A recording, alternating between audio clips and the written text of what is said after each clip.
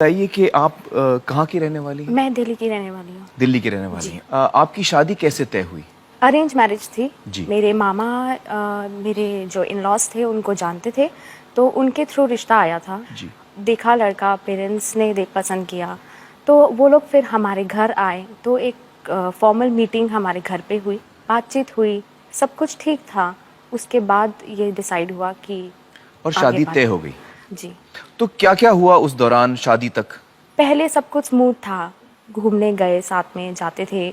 आप क्या पसंद करते हो क्या नहीं, जनरल जी। शादी का टाइम नज़दीक आने लग गया, कार्ड्स छप गए एंड उसके बाद डिस्ट्रीब्यूट होने लग गए। पर जैसे जैसे टाइम पास आता गया, उनके डिमांड्स धीरे धीरे सामने आती चली गई कि ऐसी शादी होनी चाहिए, लैविशली होनी चाहिए, धूमधाम से होनी चाहिए, कौन सी कार आएगी, मेरे कपड़े कौन से आएंगे, कहाँ से आएंगे, हमें घर में फर्नीचर वगैरह कुछ नहीं चाहिए, लेकिन आप कैश दे देना।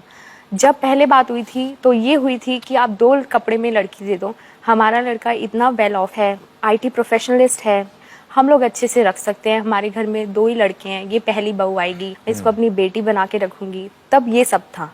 शादी का टाइम पास आते ही जब सब में बात पहुंच गई कि शादी होने वाली है, तब उनके रिएक्शंस चेंज होने लग गए कि अब प्रेशर का टाइम है, अब आप कुछ भी करा लो। Then my father said okay, शादी की एक सबके अरमान होते हैं, लड़के के भी एक अरमान होते हैं, उनके पेरेंट्स के भी एक अरमान होते हैं, चलो कोई बात नहीं, अगर हिम्मत है, अगर है तो कर सकते हैं। उनकी जो डिमांड्स थी आप लोग मान रहे थे? जी। शादी जब बारात आने वाली थी, वहाँ पे इन्होंने एक डिमांड और रख दी, हम बारात तब निकालेंगे जब आप मिलनी पे फादर इन लॉ को गोल्ड की चेन डालोगे। अब आप ये अंदाज़ा लगाइए, जिसकी लड़की खड़ी है उस स्टेज पे, वेट कर रही है दूल्हे का आने के लिए, उसकी बेटी विदा होने के लिए खड़ी, और उस पेरेंट को बोला जाए कि आप चेन डालोगे तो ही आएगी। देन उस प्रेशर में ऑन द स्पॉट जैसे भी करके मेरे पेरेंट्स ने अरेंज किया, ऑन द स्पॉट उनको चेन डाली, मिलनी करवाई, बारात को अंदर लेके आए, सब कुछ किया, शादी खत्म, हम लोग आगरा चले गए। फिर घर में एंट्री करी तो मदर इन लॉ ने सारे गिफ्ट्स एंड जो कपड़े वगैरह सब खोलना शुरू कर दिया। ये साड़ी दी है, नेकलेसेस जो मदर इन लॉ को दिए, या मेरे जो नेकलेसेस थे, गोल्ड था, इतना हल्का नेकलेस दिया है, तेरी माँ ने, फूक मारू उड़ जाएगा अभी, तेरी माँ ने तो कुछ भेजा ही नहीं, फर्नीचर नहीं दिया। मेरे को कुछ समझ नहीं आ रहा था कौन से एटमॉस्फेयर में आ चुकी हूँ, अब इसी से डील करना है मुझे, इसी में रहना है, इसी में सब कुछ करना है। क्योंकि जब मैं अपने घर से शादी करके निकली थी, मेरी मम्मा ने वर्ड्स बोले थे कि बेटा लड़ के, झगड़ के, बुरा मान के कभी घर वापस मत आइयो। देन उसके बाद इनकी ऑफिस से कॉल आई कि डेपुटेशन पे आपको अमेरिका जाना है। तो मेरे पापा को बोला गया कि अमेरिका जाना है, अब आप इसकी टिकट खर्च कीजिए। तो मेरे फादर ने एक झटके में कह दिया कि चलो ठीक है बेटा, आप जैसा ठीक समझो। लेकिन हमें बाद में पता चला कि उन्होंने, मेरे हस्बैंड ने मेरे फादर से पैसे ले लिए थे टिकट के, लेकिन टिकट कंपनी वालों ने दी थी मुझे, which was another shocking thing for me. फिर आपका अमेरिका में क्या अनुभव रहा उनके साथ रहकर? उनकी और भी कोई डिमांड्स आई आपके साथ? बहुत डिमांड्स थी उनकी। क्या डिमांड्स किया उन्होंने? फर्नीचर लगाओ यूएस में कार चाहिए उनको। वो उन्होंने शादी से पहले कार मांगी थी? जी, उसके लिए भी 7 लाख कैश दिए गए थे। अब यहाँ पे दूसरी गाड़ी यूएस में कार चाहिए, यूएस में फर्नीचर चाहिए, इंडिया में फर्नीचर के पैसे ले चुके हैं, वो अलग है। इलेक्ट्रॉनिक्स चाहिए, टेलीविजन चाहिए उनको माइक्रोवेव चाहिए। उनकी डिमांड इंक्रीज होती गई, और वो भी कैसे कि टॉर्चर का बटन दबाया, पैसे मिलेंगे। प्रेशराइज मुझे किया जाता था, तंग मुझे किया जाता था, ताकि पैसे मिलें। और आपके पति, मैं यहाँ पूछना चाहूंगा, अच्छी खासी नौकरी थी, अच्छा कमाते थे? जी, $65,000 उनकी उस टाइम पे सैलरी थी। $65,000 जी, पर ईयर। और मैं दर्शकों को बता दूं कि $65,000 कितने होते हैं? 35 लाख रुपए होते हैं। सही कह रहा हूं मैं? लगभग इतना ही होता है। उन्होंने कभी मुझे वाइफ का दर्जा नहीं दिया, हमेशा मुझे नौकरानी बना के रखा। मुझे यहाँ तक वर्ड्स बोले गए कि मैं तेरे को नौकरानी के लिए ही लाया हूँ, अपनी सेवा कराने के लिए लाया हूँ। मेरा राइट नहीं था उस घर में, कोई भी राइट था सिर्फ काम करने के लिए। जो भी खाने के लिए वो लेके आते थे, इतने अनियंस लिए, इसको आप 2 हफ्ते चलाओ, इतने अनियंस, इतने राइस, इतने ये क्वांटिटी वाइज, और उसको हमें मेरे को एक लिमिटेशन दी जाती थी, इतना ही आपको ये करना है, मैं अफोर्ड नहीं कर सकता। खाना मेरी प्लेट में चाहे कम हो, लेकिन उनकी प्लेट में प्रॉपर था, पूरा था जितना उनको चाहिए। अपने से मतलब था, अपना खा के पेट भर लेना, बाकी कोई दूसरा हो भाड़ में जाए, उनको कोई लेना देना नहीं था। मेरा वेट ना खाने की वजह से 52 केजीज से 36 केजीज तक पहुंच गया था। That is very unhealthy. Torture इस तरीके से देते थे, कभी मेरी बाजू पकड़ के यूं हिलाया, you know, I was sir से लेके पाँव तक मैं हिल गई थी और समझ नहीं आ रहा था मैं क्या करूं, किस इंसान के साथ हूं मैं उस चार दीवारी में, उस घर में सिर्फ अकेली ही रहती थी। मेरी हमेशा नजर रहती थी उस सड़क पे, अब ये आ रहे होंगे, शायद आज इनका मूड अच्छा होगा तो आज झगड़ा नहीं होगा, आज ये कुछ नहीं बोलेंगे, आज इनकी कोई नई डिमांड नहीं होगी। सिर्फ उसी उम्मीद से मैं उस विंडो से बाहर दिखती थी। उस उम्मीद में आप जी रही उम्मीद थी? में जीती थी मैं, बट कभी मेरी लाइफ में वो दिन आया नहीं जब तक मैं वहां रही। It must have been very humiliating also. Very very humiliating, और ऊपर से मैं उसकी वाइफ हूँ। एक आपकी इज्जत है, रिस्पेक्ट है, बिल्कुल, उसकी भी वो देखभाल नहीं वो कर रहे। देखभाल नहीं कर सकते थे। कुछ भी हो रहा है मुझे, उनको कोई लेना देना नहीं था, कोई नहीं, बुखार हो रहा है, ठंड में, मतलब एक इंसानियत के नाते ही कोई पूछ ले, लेकिन नहीं। उसके बाद उनकी डिमांड आई, जो घर हमारा दिल्ली में है वो घर उनके नाम कर दो, ये डिमांड आई? ये डिमांड आई। आपने क्या वो किया? फ्लैट मांगा तो मैंने सीधा सीधा अपने हस्बैंड को बोल दिया कि बस अब और नहीं, ये सब नहीं चलेगा। आपने ना कर दिया? मैंने ना कर उनका क्या रिएक्शन है? उन्होंने मेरा गला दबाना शुरू कर दिया, मेरे बाल खींचने शुरू कर दिए, हर रोज आके तू क्यों नहीं देगी, तू क्यों नहीं देगी, तू क्यों नहीं कहेगी उनको, वो क्यों नहीं मानेंगे।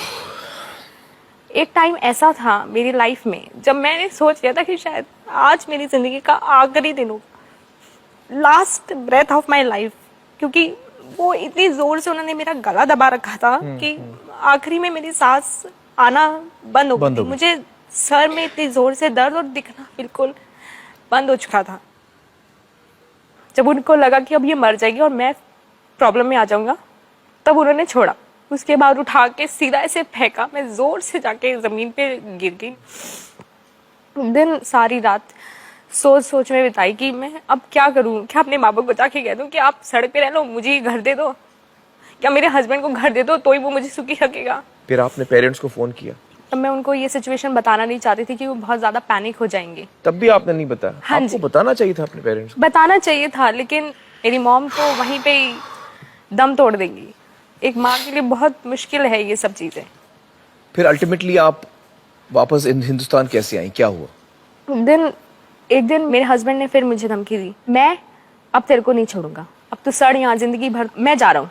आई सेड आप कहाँ जा रहे हो? मैं तेरे साथ नहीं रहना, बस मैं जा रहा हूँ। रात के 2 बजे मैं उनसे रिक्वेस्ट कर रही हूँ कि मत छोड़ के जाओ। मैं गिड़गिड़ाती रही, रोती रही, पर वो छोड़ छाड़ के, धक्का दे के, अंदर से बंद करके, चाबी 2 थी, दोनों उनके पास थी, बंद करके चले गए। अगर मैं बाहर चली जाती उनको रोकने के लिए या कुछ भी करने के लिए, वो डोर बंद हो जाता, मैं अंदर वापस नहीं जा सकती थी। ये किस महीने की बात है? ये नवंबर दिसंबर की बात है। मतलब वहाँ पे बर्फ भी गिरती है? जी, स्नो में, स्नोइंग हो रही थी? स्नो थी उस टाइम पे जी। घर छोड़ने की पूरी प्लानिंग थी उनकी, एक्सेप्ट फर्नीचर, बाकी सब कुछ उन्होंने पैक कर लिया था अपना। अच्छा। कुछ नहीं था उस टाइम पे मेरे पास, ना मैं बाहर जा सकती थी, ना मैं किसी की हेल्प मांग सकती थी। फिल्टर, वाटर फिल्टर तोड़ के निकाल के ले गए थे ताकि पानी तक पीने को ना मिले। खाने के लिए एज यूजुअल हमारे घर में लिमिटेड चीजें होती थी, खाना कुछ भी नहीं था। I was alone in the house for 4 days without food, without water. 4 दिन? 4 दिन मैं बस फोन करती थी, फोन नहीं उठाते थे, काट देते थे, फोन बंद कर देते थे, वॉइसमेल छोड़ती थी, वॉइसमेल नहीं उठाते थे, वॉइसमेल का रिप्लाई नहीं करते थे।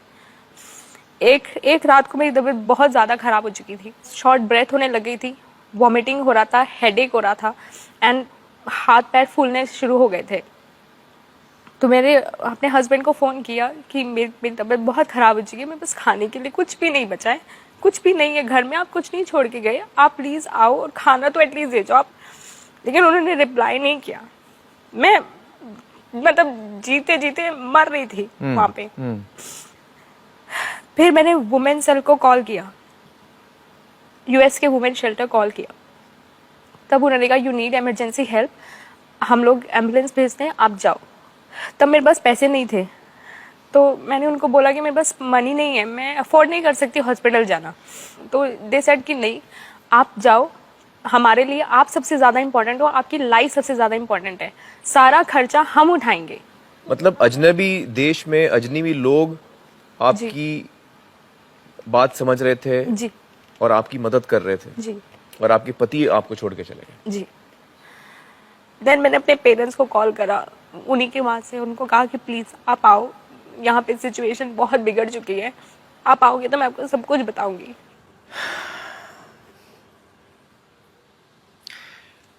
पवन जी और कमलेश जी, आप मुझे बताइए कि आपकी बेटी की ये अवस्था थी, फाइनली अमेरिका में आपको फोन आया, आपको क्या महसूस हुआ? हमारे को तो बहुत बुरा सा लगा उस टाइम, और ऐसा करना नहीं चाहिए था, क्योंकि हम उसकी हर डिमांड पूरी करते रहे, ये हमारी गलती और हम इसी धोखे में रह गए। टोटल कितना कॉस्ट किया होगा आपको ये सब पूरा? अराउंड 40 लाख उस टाइम खर्च किया था। सोना कितना दिया आपने? आज की कॉस्ट में 60 लाख से ऊपर है। आज आपको लगता है कि जो पहली डिमांड आई उनकी जी, कि भाई हमारे लिए ये करो वो करो, आप अगर उसी वक्त ना बोल देते उसको, वो ज्यादा अच्छा रहता है। हम उसको उसी टाइम मना कर देते और बेटी को अपने पास ही रख लेते। आज रखने से पहले उस वक्त रखते। किसी माँ बाप को आगे से नसीहत दूंगा कि दामाद को ना पाले कभी भी, उसको बोलो अपनी कमाई में जो करना कर, हमारे पास कुछ नहीं है। ये देखिए, ये बहुत बड़ी सीख है हर माँ बाप के लिए, हर लड़की के लिए, आज जो इस वक्त प्रोग्राम देख रहे हैं, कि ग्रीड जो है, लालच जो है, उसका कोई अंत नहीं होता। जब पहली डिमांड आती है कि भाई हमारे लिए ये कर लो, चाहे वो छोटी डिमांड भी हो, उस वक्त हमको लगता है यार ये तो छोटी बात है, हम कर लेंगे, कोई बात नहीं। नहीं, छोटी भी डिमांड आती है तो मतलब वो आपकी इज्जत नहीं कर रहा है, वो आपकी बेटी की इज्जत नहीं कर रहा है, वो सौदा कर रहा है। वहीं पे कैंसिल कर दो और कहो नहीं, शादी हमको करनी है, हमको ये सौदा नहीं करना। ये सबसे बड़ी सीख मिली है हमको। कोमल जी, बहुत बहुत शुक्रिया हमसे बातचीत करने का। आपने जो आप बीती हमें आज सुनाई है, उससे एक बहुत बड़ी सीख मिलेगी सैकड़ों लड़कियों को और सैकड़ों लड़कियों के माँ बाप को आज जो ये प्रोग्राम देख रहे हैं। दोस्तों, आपने देखा कि किस तरह कोमल जी के साथ उनके माँ बाप ने कोई कसर नहीं छोड़ी अपनी बेटी की खुशी के लिए, लेकिन फिर भी उनके साथ ऐसा हुआ है। और ये कोमल जी की कहानी अकेले की नहीं है, बहुत सारी लड़कियां हैं जिनके साथ ऐसा ही हुआ है।